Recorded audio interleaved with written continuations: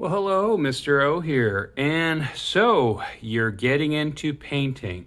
So the first technique I'm going to show you, as you can see, I have a canvas and I just drew a rainbow with a cloud if that can appear. Canvas, especially pre-made, could have a little reflection. So what I'm going to do is I'm going to do an acrylic wash, and why I'm going to do it, and I'm going to explain that. Acrylic wash, yeah, if you've ever painted in the past, you would get little white holes popping through. And by doing the wash, it's going to saturate your canvas and it's going to, fill in those little grooves and stuff like that. So that way, when you paint over, it's going to look fantastic.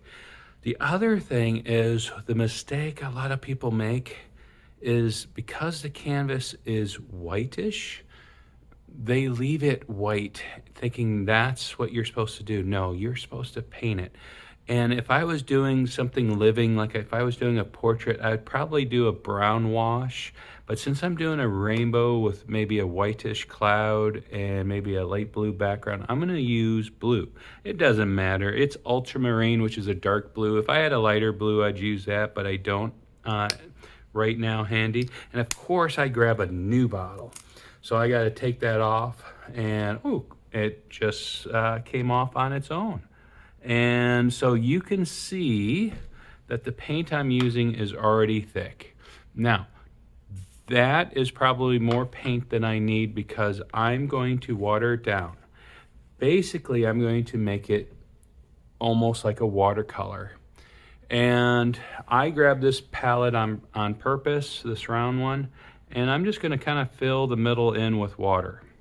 Now, as you can see, this was not a clean palette, but notice there's some stuff coming up and some of it is hard paint. So you want to make sure you clean your palette. Now, is it going to affect me much? No, I'm not gonna worry about it. It's not the end of the world.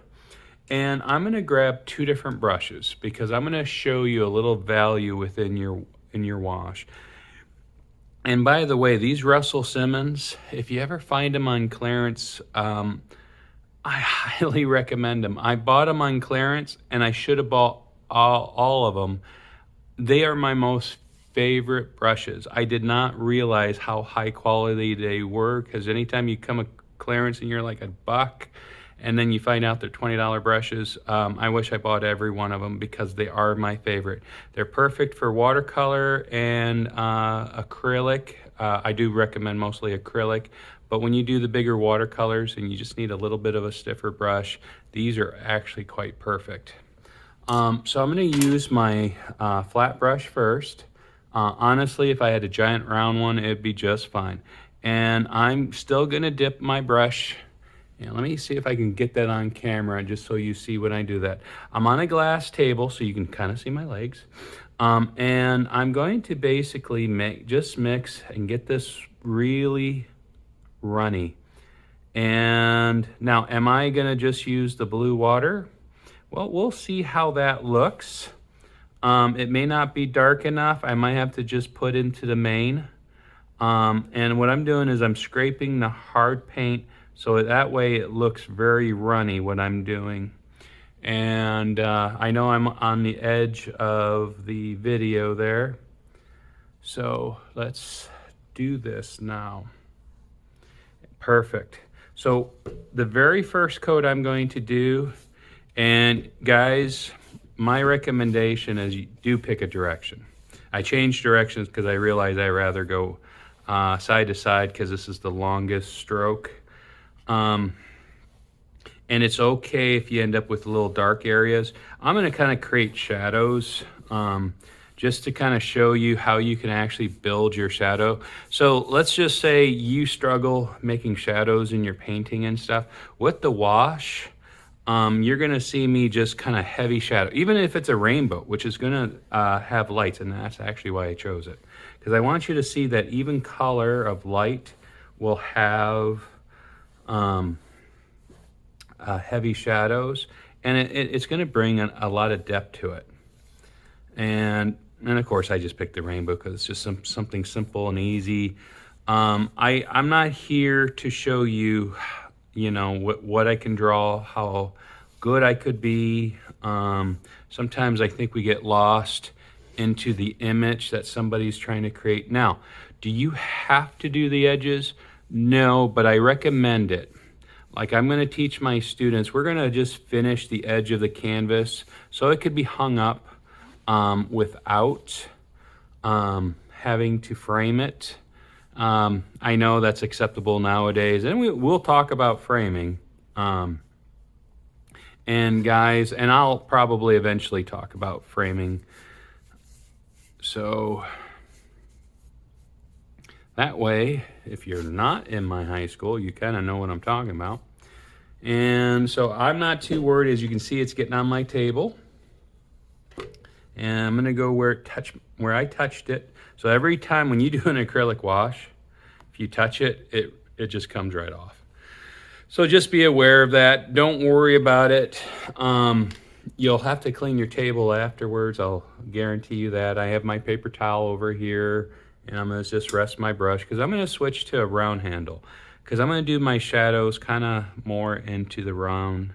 And I'm gonna get my blue, I'm gonna put it in a different bowl because I don't want it as watery, but I definitely still don't want it thick. I just want a darker blue, and you notice I didn't mix any white, and I still got a very light blue. So you don't need to mix your paint. Like I said, if I was doing a portrait, I'll probably be using browns. If I was doing a desert scene, it might have be more of an orangish brown wash. And there we go, perfect. So this is where I'm gonna just start doing shadows. And if I make a mistake in the shadows, it's okay. So I'm gonna just show you, because I purposely made a mistake. So here's my shadows, and especially in the clouds, I wanna get into the shadows into the cloud. And this is why I got the rounder brush, is because it's a lot easier to just do a twisty motion. And I am gonna need highlights in here, but I can paint those in after the fact, after I got everything. And as you can see, I think I'm gonna just need a lighter shadow right there. But this shadow, I don't need. So what can I do about it? So it doesn't like look bad to me as I'm trying to, I can just go back in with pure water. And as you can see how it's just like I blend it, but it's not as nice. That's where a paper towel can come in. Because remember what I told you about my finger? When you're first learning to do a wash, it just might drive you mad, but it's okay. You can just leave it too if you can handle it. And now I'm gonna go back in with this brush with the thinnest water.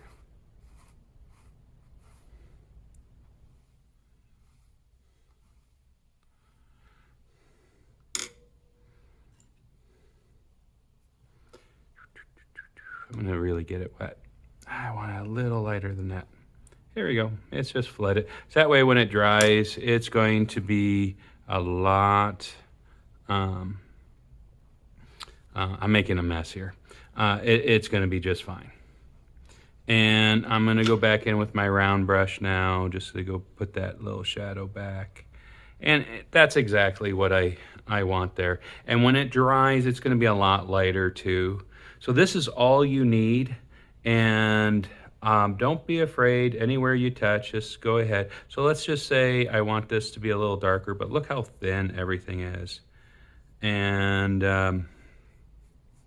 so this is a wash.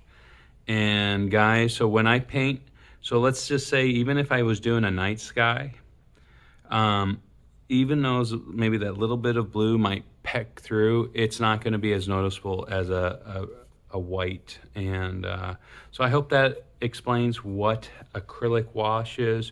It takes, you know, probably 30 minutes to dry, a little longer. I usually wait a day after I do the wash before I would paint on it, just because when you deal with a lot of saturated water, it takes a little while for the water to dry up. So I hope you guys enjoy this video, and just remember, you are loved. Have a great day, guys. Bye-bye.